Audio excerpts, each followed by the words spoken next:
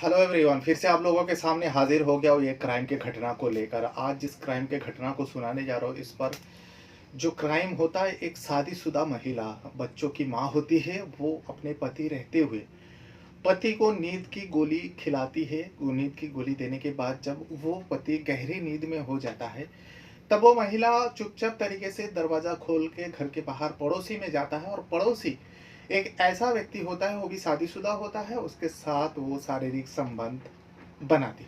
और ये सिलसिला जो है काफ़ी समय से चल रहा था, लेकिन आखिरकार ऐसा होता है। एक मर्तबा 29 जनवरी की बात है ये। 29 जनवरी को वो महिला उसके पास जाती तो है और संबंध भी बनाती है, फिर वापस चुपचाप तरीके से घर आ जाती है। लेकिन दूसरा ही दिन सुबह जब लोगों की नज़र पड़ा, जिस व्यक्ति से वो संबंध बनाया करती थी, उस व्यक्ति का दर्दनाक मौत हो चुका था। मतलब मौत ऐसी हालत में हुआ था, सीढ़ी में पड़ा हुआ था।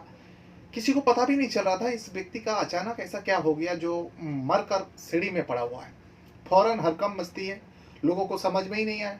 कुछ निशान वगैरह, कुछ खून वगैरह कुछ भी नहीं था, लेकिन व्यक्ति ऐसा हिसाब से सीढ़ी में पड़ा था, ऐसा लगा जो हार्ट अटैक आया होगा और गिर के मर गया होगा। लेकिन किसी की नज़र नहीं पड़ा। वो भी शादीशुदा होता है। पत्नी उस टाइम उसका मायके गई हुई थी। और जब ऐसा मौत है, तो पुलिस को खबर दी जाती है। पुलिस आती है, पोस्टमार्टम के लिए भेज देता है। लेकिन पोस्टमार्टम से जो खुलासा होता है, लोग वाकई हैरान हो जाता है। पोस्टमार्टम से ये बताया गया, इस व्यक्ति को जो है मुंह दबाया गया और गला दबाया गया। यानी वो व्यक्ति ना तो चीख पाया था, और दम घुटने के वजह से इस व्यक्ति का मौत हुआ है। तो फिर क्या केस बनती है। केस तुरंत मामला दर्ज होता है और छानबीन शुरू होती है। जब छानबीन शुरू होता है, तब आखिरकार पुलिस इस नतीजे तक पहुंचता है और जिसने भी मारा था उसको पकड़ती है। और जब उसे पूछा जाता है, जो बताओ आखिर तुम्हारे ऐसे क्या मजबूरी था जो जिसके चलते तुम इस व्यक्ति को इस तरीके से मौत दिया, कैसे मारा, क्यों मारा, पूरा डिटेल आखिरकार उसको बताना ही पड़ा। तो आज मैं इसी कहानी को, इसी घटना को सुनाने जा रहा हूँ। दरअसल घटना है उत्तर प्रदेश का बरेली जिला का है। बरेली डिस्ट्रिक्ट है, जैसे कि आप लोग जानते ही हो। बरेली डिस्ट्रिक्ट में फिलहाल हमारे राहुल गांधी जो सांसद है वहाँ के। बरेली डिस्ट्रिक्ट में पहले सोनिया गांधी हुआ करती थी, अभी राहुल गांधी वहाँ से चुनाव लड़ा तो जीत कर वहाँ का सांसद है।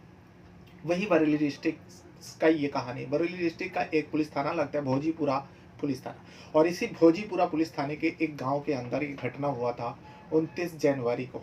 29 जनवरी यानी 2025 की बात है। जो मरने वाला व्यक्ति होता है, मरने वाला व्यक्ति शादीशुदा होता है और नाम है इकबाल।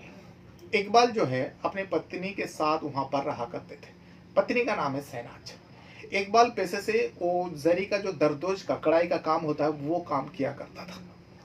अब पत्नी के साथ रहता था, सब कुछ ठीक ठाक था। लेकिन जिस टाइम इसका मौत हुआ, उस टाइम उसकी पत्नी जो है मायके गई हुई थी। और जिस दिन गई हुई थी उसका दूसरा ही दिन यानी 28 जनवरी को इकबाल की पत्नी शहनाज अपने मायके गई थी। और दूसरा ही दिन 29 जनवरी को इकबाल का मौत हो गया।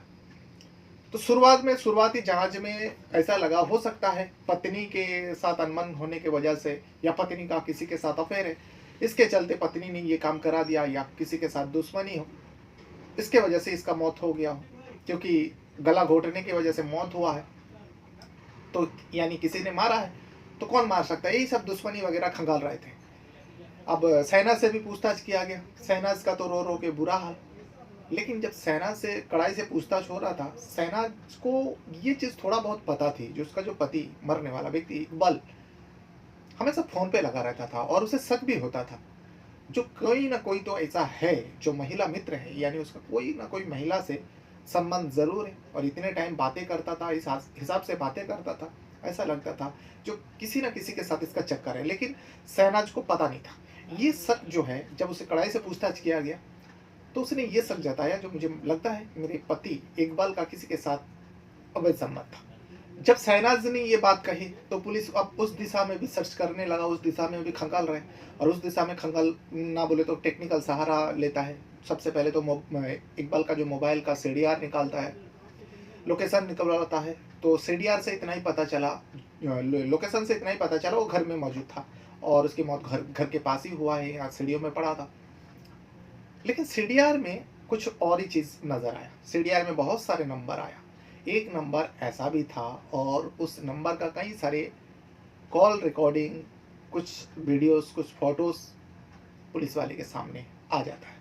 अब इसमें साफ क्लियर हो जाता है जो इकबाल की मौत के पीछे इसी इंसान का हाथ, और इंसान एक 35 वर्षीय महिला होती है। महिला इकबाल का ही पड़ोसी होता है और वो भी शादीशुदा होती है, बच्चों की माँ है, पति है।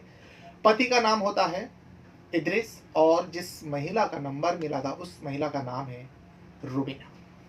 रुबीना 35 वर्षीय महिला होती है, अपने पति, अपने बच्चों के साथ इकबाल के पड़ोस में रहती थी। जब ये सारे कॉल रिकॉर्डिंग सामने आया, रुबीना से बातें करना, रुबीना के साथ उसका सेल्फी, रुबीना के साथ उसके कुछ वीडियोस, पुलिस को समझने में देर नहीं लगा जो शहनाज जो कुछ भी कह रही है, जो इकबाल का किसी न किसी के साथ संबंध था, वो महिला कोई और नहीं बल्कि रुबीना है। जब रुबीना का नाम आता है, रुबीना के सारे सबूत मिल जाता है, फौरन रुबीना के घर पहुंचता है, पड़ोस में ही था। वो भी उन लोगों के साथ शोक मना रहे थे इकबाल की मौत का। जैसे पड़ोसी होता है ना, पड़ोस में कोई मर जाता है तो उसके साथ उस पड़ोसी वाले भी शोक मनाते हैं, वैसे रुबीना भी शोक मना रही थी। पुलिस का टीम पहुंचती है और रुबीना को हिरासत में लेती है। जब हिरासत में लेती है, उस जगह के जो जिस गांव का है जितने भी लोग थे, सारे लोग जो है वहाँ पे एकदम आश्चर्य होता है। रुबीना के पति इद्रिस को भी आश्चर्य होता है, जो मेरे पत्नी को क्यों हिरासत में ले रहा है। जब पूछताछ किए, इद्रिस को कहा गया पुलिस द्वारा, जो आप फिक्र मत करें, आप टेंशन मत लें, हमारे पास सबूत है, इस वजह से तुम्हारे पत्नी को हम हिरासत में ले रहे हैं। आप जो कुछ भी किया, इनको सच सच बताने के अलावा इनके पास और कोई रास्ता नहीं है। फिलहाल रुबीना को लेकर पुलिस वाले जो है, भोजीपुरा का पुलिस वाले थाने पहुंचता है। जब थाने पहुंचता है, रुबीना से पूछताछ करता है। रुबीना तो पहले इधर उधर की बातें करती है। आखिरकार रुबीना पुलिस के सवालों के आगे टिक नहीं पाता और पूरा सच्चाई कबूल लेती है। रुबीना बताती है, हाँ मैंने ही इकबाल को मारी हूँ, और इस तरीके से मारी। किस तरीके से मारी? जिस दिन रुबीना ने इद्रिस को मारी, 29 जनवरी 2025 की रात को, रुबीना सबसे पहले तो नींद की गोलियां ज्यादा मात्रा में लेकर आती है। और ये नींद की गोली इकबाल के लिए नहीं था, बल्कि उनका पति इद्रिस के लिए था। इद्रिस को सबसे पहले खाना वाना खिलाती है, खिलाने के बाद बच्चों को भी सुला देते हैं। उसके बाद जब इद्रिस गहरी नींद में सो जाता है, क्योंकि खाने में वो ज़्यादा मात्रा में नींद की गोली मिला दी थी, और ये पहली मर्तबा नहीं था। 29 जनवरी को ज़्यादा मात्रा में मिलाया था, क्योंकि उसे इकबाल को मारना था, और न जाने कितने दिनों से वो इकबाल को नींद की गोलियां दिया करती थी और इकबाल से मिलने जाया करती थी। लेकिन 29 जनवरी को कुछ खास करती वो रुबीना। 29 जनवरी को ज़्यादा मात्रा में इद्रिस को गोली देकर खाना खिलाते हैं, फिर वो गहरी नींद में सो जाता है। तब वो दाबी पाँव से दरवाज़ा खोलकर पड़ोसी में चले जाते, पड़ोस के घर में, इकबाल के घर में। अब इकबाल भी शादीशुदा था। इकबाल के घर में जब गए, क्योंकि इकबाल उस दिन, उसका पहले ही दिन 28 जनवरी को अपनी पत्नी शहनाज को मायके छोड़ के आए, तो इकबाल घर पे अकेला था। रुबीना को मौका मिलती है, इकबाल के पास जाती है और उसे किस करती है। सबसे पहले तो दोनों के बीच में संबंध था, रिलेशन था, इसीलिए कोई रोक टोक नहीं था। दोनों पहले मिलते हैं, किस करते हैं। इससे पहले कई मर्तबा संबंध बना चुके थे, दोनों ही शादीशुदा है, फिर भी ये इतना घिनौना रिश्ता कायम कर रहे थे। किस करने के बाद जब इकबाल तैयार होता है उसके साथ संबंध बनाने को, तभी जो है रुबीना उसके ऊपर हावी हो जाती है। रुबीना एक हाथ से इकबाल का मुंह दबाती है ताकि उसकी चीखें ना निकले, और दूसरे हाथ से इकबाल का गला दबा देता है। अब एक औरत और एक मर्द, दोनों की ताकत में कहीं ना कहीं बहुत ज़्यादा अंतर होती है। मर्द का ताकत ज़्यादा ही होता है, लेकिन मर्द को काबू में कैसे पा लिया रुबीना, पुलिस को ये भी समझना था। क्योंकि इसमें जो बताया गया, रुबीना जो है अचानक इकबाल के साथ ये कर बैठेगा, इकबाल को संभालने का मौका नहीं मिला। अचानक इसके साथ तो ये हादसा हो जाएगा, इकबाल सोचा भी नहीं था। इसीलिए वो अपने आप को तैयार नहीं कर पाया। जब तक वो अपने आप को संभाल पाता, तब तक इकबाल का दम निकाल चुका था, यानी रुबीना उसका गला घोट चुका था। जब गला घोट दिया, इकबाल की मौत हो गया। इकबाल को उसी हाल में छोड़कर, क्योंकि उसके बाद वो उसको घसीटते हुए सीढ़ी के पास फेंक देते हैं। सीढ़ी के घर का जो सीढ़ी होता है, सीढ़ी के पास रख के वो दबी पाँव से फिर से अपने घर आ जाते हैं और पति के बगल में सो जाती है, जैसे कुछ हुआ ही ना हो। दूसरा ही दिन सुबह लोगों का नज़र पड़ा जो इकबाल सीढ़ी में पड़ा हुआ है। लोग देखता है, तो देखने के बाद पता चलता है इकबाल का सांसें बंद हो चुका है। सबसे पहले ही तो लगा जो खून वून कुछ नहीं है, तो ऐसा लगता है उसको अटैक आया होगा, रात के वक्त गिरा और मौत हो गई। शहनाज को भी खबर दिया जाता है, रिश्तेदार आता है, रोना बिलखना चालू होता है, लेकिन पुलिस को भी खबर दी जाती है। पुलिस आती है, पोस्टमार्टम से जब ये बात पता चलता है गला घोटने की वजह से मौत हुआ है, निशान भी था, तभी केस दर्ज होता है और छानबीन करते करते रुबीना तक पहुंचता है। अब इस तरीके से रुबीना ने इकबाल को मारा। अब वजह ये होती है, एक महिला, शादीशुदा महिला, बाल बच्चों वाली है, पति है, तो फिर पड़ोसी पे ही रहने वाला एक शादीशुदा व्यक्ति को क्यों मारा, जबकि उसकी उम्र से छोटा है। वो रवीना 35 साल का होता है और इकबाल उससे छोटे, तो इसे क्यों मारा? जब इस सवाल का जवाब पुलिस वाला जानना चाहा, तब रुबीना ने बताया, जो कई दिनों से मैं इकबाल का शिकार बनती रही। शिकार किस टाइप का और कैसे करता था वो? रुबीना कहती है, जो इकबाल मेरे गांव में जाए आया करता था, और गांव में आते आते हम दोनों के सलाम दुआ होने लगा, और सलाम दुआ होते होते फिर दोनों में बातचीत होने लगा। फिर हम दोनों ने जो है एक दूसरे का नंबर एक्सचेंज किया, यानी इकबाल का नंबर रुबीना ने ली, रुबीना का नंबर इकबाल को दिया। दोनों शादीशुदा थे। अब शुरुआत में दोनों एक दूसरे को बहुत अच्छे लग रहे थे, दोनों प्यार भरी बातें करता था। इसका पत्नी है और उसका पति भी है, फिर भी दोनों प्यार भरी बातें करने लगा। अब ये बातें धीरे धीरे और आगे बढ़ा, पड़बन चढ़ा। अब दोनों जो है, दोनों को ही लगने लगा उन दोनों को मिलना चाहिए। अब मिले तो कहाँ, घर पर ही मिलना मुनासिब समझा, क्योंकि इदरिस जो है काम पे चला जाता था और शहनाज घर पर रहती थी। इकबाल उसी के गांव में काम पे जाते थे। इकबाल को मौका अच्छा मिलता था, रुबीना के घर खाली रहता था। रुबीना को जब खाली घर पे होती तो इकबाल वहाँ पर जाते, उसके घर में मिलते, दोनों में संबंध बनते। जब ये सिलसिला एक बार शुरू हुआ, अब दोनों के बीच में जब भी मन करता तब भी दोनों संबंध बनाया करता। लेकिन फिर आखिरकार रुबीना को ये एहसास हुआ। रुबीना जब भी उसका पति आता, खाना खिलाता, रुबीना अपने पति की तरफ देखती और उसे अफसोस होती, जो मैं ये क्या कर रही हूँ, मेरा पति घर चलाने के लिए इतना मेहनत कर रहे हैं और मैं इन्हें धोखा दे रही हूँ, ये गलत है। कहीं ना कहीं उसके अंदर से ये आवाज़ें उठती थी। अपने पति का चेहरा देखती थी तो उसे खुद को जलील महसूस करते अपने आप को, जो मैं ये कैसी बुरी औरत हूँ, मैं अपने पति रहते हुए भी दूसरे मर्द के साथ ये घिनौना हरकत करती हूँ। तो वो अब इस मामले से छुटकारा पाना चाहती थी, यानी इकबाल से अब वो किनारा करने लगी। उसे एहसास हुआ जो गलत कर रही है, और एक तो अगर पता चल गया तो उसके घर बर्बाद हो सकता है। इसीलिए रुबीना ने सोचा, जो हुआ हुआ, अब तक तो किसी को पता नहीं चला, अब इस रिश्ते को यहाँ तक ही ख़त्म कर देता है। ख़त्म करना चाहती थी वो। इस वजह से अब रुबीना जो है इकबाल से थोड़ा थोड़ा करके दूरी बनाना शुरू किया। पहले मिलना जुलना बंद हुआ, फिर धीरे धीरे बातचीत करना भी बंद हो गया। इकबाल जब फ़ोन करता, इकबाल जब उसके गांव में जाता तब भी उससे मिलते नहीं, उसके आने का वक्त होता वो घर के अंदर चली जाती, इकबाल का फ़ोन रिसीव नहीं करता। इकबाल अब परेशान हो उठा, क्योंकि रुबीना उसे भाव नहीं दे रही थी अब। तब इकबाल ने अपना असलियत दिखाया। इकबाल ने जो पहला प्यार भरी बातें करता था, जो मिलता था, ये सारे जो है दोनों के सहमति से होता था, लेकिन इकबाल ये सारे कैद करता था। जो अश्लील बातें हैं वो कॉल, जब बातें करता था वो रिकॉर्ड करता था, और कुछ सबूत के तौर पर, बहुत पहले से प्लानिंग कर रहा था इकबाल, कुछ सबूत के तौर पर वो सब रिकॉर्ड करके रखा था। जब रुबीना ने साफ साफ इनकार कर दिया, जो देखो जो होना था हो गया, अब इस रिश्ते को हम लोग आगे नहीं बढ़ाएंगे, यहीं पे ख़त्म करते हैं, इदरिस को, इकबाल को लग जाता है बुरा। इकबाल ने सीधा सीधा रुबीना से धमकी दे डाला, जो देखो अगर तुम इस रिश्ते को ख़त्म करना चाहते हो, तुम आसानी से ख़त्म नहीं कर सकते हो। रुबीना ने गुस्सा हुआ, जो तुम कहना क्या चाहते हो, करना क्या चाहते हो? इकबाल ने कहा, मेरे पास कुछ ऐसी चीज़ें हैं जिसके चलते मैं तुम्हारा घर बर्बाद कर सकता हूँ। ये देखो मेरे पास कॉल रिकॉर्डिंग है, मेरे पास तुम्हारे कुछ इमेजेस है, यानी फ़ोटोज़ वगैरह वो लिया था दोनों के सहमति से घर के अंदर। खुशी खुशी उस टाइम बहुत अच्छा लग रहा था रुबीना को भी, ले लिया तो ले लिया। कुछ रिकॉर्डिंग भी था, वीडियोस, जो जिसे देख के ऐसा लग सकता है जो दोनों के बीच में कुछ ना कुछ साठगांठ है। वो सारी वीडियो, सारी कॉल रिकॉर्डिंग था। जब रुबीना को इस बारे में इकबाल ने बताया, रुबीना डर जाती है, जो उसका घर बर्बाद हो जाएगा अगर वाकई इकबाल ने ऐसा कर दिया तो, क्योंकि इकबाल ने कहा था मैं तुम्हारे पति को भेज दूंगा ये सारी चीज़। रुबीना डर जाती है, और इसी डर का फ़ायदा जो है इकबाल उठाता था, और ये कई दिनों से उठाता था। अब जो है रुबीना के खिलाफ इकबाल काम करने लगे। पहले दोनों का सहमति से हो रहा था, अब रुबीना के बगैर मर्जी से इकबाल उसे एक तरह से कहा जाए ब्लैकमेलिंग कर रहा था। अब ब्लैकमेलिंग का शिकार रुबीना बनती रही। रुबीना के पास मजबूरी थी, कुछ नहीं कर सकती थी। रुबीना अपने घर बचाने के लिए, अपने बच्चे का भविष्य, अपने पति का चेहरा देखते हुए ये सारे काम अब मजबूरन इकबाल के साथ कर रही थी।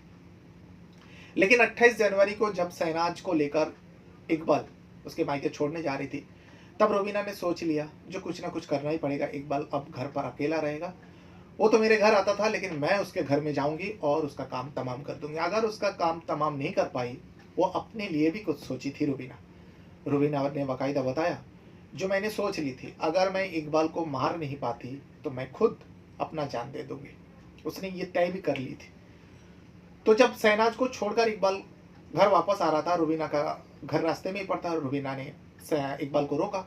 कहने लगा कहाँ गए थे? तो कहने लगा, इकबाल कहा जो मैं अपने बीवी को मायके छोड़ने गया। तो रुबीना ने कहा चलो ठीक है, अगर तुम अकेले हो तो आज रात को हम मिलने चलते। 29 जनवरी की रात था। इकबाल इसमें खुश हो जाता जो चलो मेरे घर में मिलने आ रहे हैं और मैं अकेला हूँ। 29 जनवरी की रात को रुबीना मिलने के लिए इकबाल को मना लेती है और पूरा तैयारी कर चुकी थी रुबीना। ये इकबाल को भनक तक नहीं था। सबसे पहले तो अपने पति इदरिस को नींद की गोली ज़्यादा मात्रा में खिलाती है और खिलाने के बाद चुपचाप तरीके से घर से निकालती है, इकबाल के घर जाती है। जाने के बाद इकबाल को किस करती है। इकबाल को किस करने के बाद इकबाल जब तैयार होता है रुबीना के साथ संबंध बनाने के लिए, तभी जो है रुबीना इकबाल के ऊपर हावी हो जाती है और उसका जान ले लेती है। जान लेने के बाद वो प्लान उसका कामयाब हो गया, तो सोचा कि उसका प्लान मरना कैंसिल हो जाता है। अगर उसे मार नहीं पाते ये मर जाती रुबीना, ये सोची थी। लेकिन वो इकबाल को मार देती है, सफल हो जाती है। इसीलिए वो अपना मरना जो प्लानिंग था वो कैंसिल कर देती है और चुपचाप तरीके से आके अपने पति के बगल में सो जाती है। ये इस तरीके से इस क्राइम को रुबीना ने अंजाम दिया। लेकिन आखिरकार पुलिस जो है सच्चाई तक पहुंचता है और पूरा खुलासा करता है। रुबीना का इकबाल जुर्म कबूल होता है, ये स्टेटमेंट दर्ज होता है, उसके ऊपर धारा लगाया जाता है। और उसे सबसे पहले तो इदरिस को, पुलिस को लग रहा था हो सकता है रुबीना का साथ इदरिस ने दिया होगा, क्योंकि इतना बड़ा काम रुबीना अकेला नहीं कर सकती। लेकिन जब पुलिस ने इस दिशा में भी सर्च किया, इदरिस को लेकर सर्च किया, वाकई रुबीना ने जो बताया वो सच था। इदरिस को इसके बारे में भनक तक नहीं था। जो उसकी पत्नी का अवैध संबंध उसी के बगल में रहने वाला इकबाल के साथ है, जो इदरिस जिससे इकबाल भाई भाई करके बातें करता था, क्योंकि इदरिस से छोटा होता है इकबाल और वो शादीशुदा था। शहनाज को कहीं ना कहीं जो इकबाल का पत्नी थी मतलब पत्नी है शहनाज, उसे कहीं ना कहीं थोड़ा बहुत शक था जो किसी न किसी महिला के साथ उसके पति का अवैध संबंध है और उसी के साथ वो बातें करता था। पुलिस पूरा सच्चाई का सामने रखता है, प्रेस कॉन्फ्रेंस करता है और पुलिस का बयान भी आता है। इस बारे में भोजीपुरा का जो पुलिस है, वहाँ का पुलिस का क्या कहना है, जो किस तरीके से इस केस को सॉल्व किया, उसके बारे में भी क्या कहना है, मैं आखिर में उनका वीडियो यहाँ पर आपको छोड़ के जाऊँगा। और ये वो पूरा कहानी है। इस कहानी को यहाँ तक देखने के लिए, समझने के लिए आप लोगों का बहुत बहुत धन्यवाद करता हूँ। कुछ कहना है, कुछ बताना है तो वीडियो के कमेंट बॉक्स में आप अपना राय ज़रूर दीजिएगा। अगर आपको कुछ नहीं भी कहना है तो आप खाली इतना भी लिखेंगे जो आप कहाँ से हमारे वीडियोस को देखते हो, उस बारे में भी लिखेंगे तो हमें अच्छा लगेगा। और हाँ, एक रिक्वेस्ट खास करके रहेगा आप लोगों से, जैसे कि मैं हर वीडियो में अपील करता हूँ, अगर आप चैनल पर पहली बार हो तो चैनल को भी, जो क्राइम आइडियाज़ चैनल है, इसको भी सब्सक्राइब कर लीजिए। और अगर अपने चैनल को सब्सक्राइब किए हो, आप हमारे वीडियोस देखते हो, तो वीडियो को छोड़ने से पहले उस वीडियो को एक लाइक ज़रूर कर दिया करें। वीडियो लाइक करने से आपका कुछ नहीं जाएगा, लेकिन हाँ, मेरे मनोबल, मेरा जो हौसला है वो बढ़ता रहेगा और ऐसी वीडियोस मैं बनाता रहूँ। Thank you very much. Bhojipura के ग्राम गोड़ समस्तपुर में इकबाल पुत्र स्वर्गीय नजीर अहमद निवासी गोड़ समस्तपुर का शव उसी के घर के मुख्य दरवाजे पर प्रातःकाल सीढ़ियों पर पड़ा मिला था। इस सूचना पर स्थानीय पुलिस ने शव को कब्जे में लेकर पंचायतनामा पोस्टमार्टम की कार्रवाई कराई थी। पोस्टमार्टम रिपोर्ट के अनुसार हाथ से गला घोटने के कारण उत्पन्न हुए श्वासावरोध के कारण मृत्यु होना पाया गया था। मृतक की पत्नी शहनाज की तहरीर पर इदरीस व रवीना, जो कि गांव के निवासी हैं, को नामजद करते हुए हत्या का मुकदमा पंजीकृत किया गया था। आज दिनांक 2 फरवरी 2025 को इस घटना का सफल अनावरण किया गया है तथा अभियुक्ता रवीना को हिरासत में लेकर गहनता से पूछताछ करने पर उसने अवगत कराया कि विगत 2 माह से उसका तथा मृतक का फोन से लगातार वार्ता होती थी और इस फोन की रिकॉर्डिंग अभियुक्ता रवीना के पति को देने की धमकी देते हुए मृतक ने कई बार रवीना का शारीरिक शोषण किया था। जिससे आज ही जाकर उसने प्लानिंग के तहत 29/30 को यह तथ्य जानते हुए कि मृतक उस दिन अपने घर पे अकेला था, उसकी पत्नी अपने दत्तक पुत्र को लेकर मायके गई थी। इस सूचना पर रात्रि में 11:45 पर उसने फोन करके मृतक को सूचित किया कि आज मैं तुम्हारे पास आ रही हूं, और तथा मृतक के पास जाकर प्रेमालाप के दौरान अवसर पाते हुए उसको गला दबा के उसकी हत्या कर दी तथा शव को वहीं सीढ़ी पर छोड़कर अपने घर आके सो गई। सुबह जब शव मिलता है तो पुलिस ने अग्रिम विधि कार्रवाई की है। इस घटना का आज सफलतापूर्वक अनावरण किया गया है।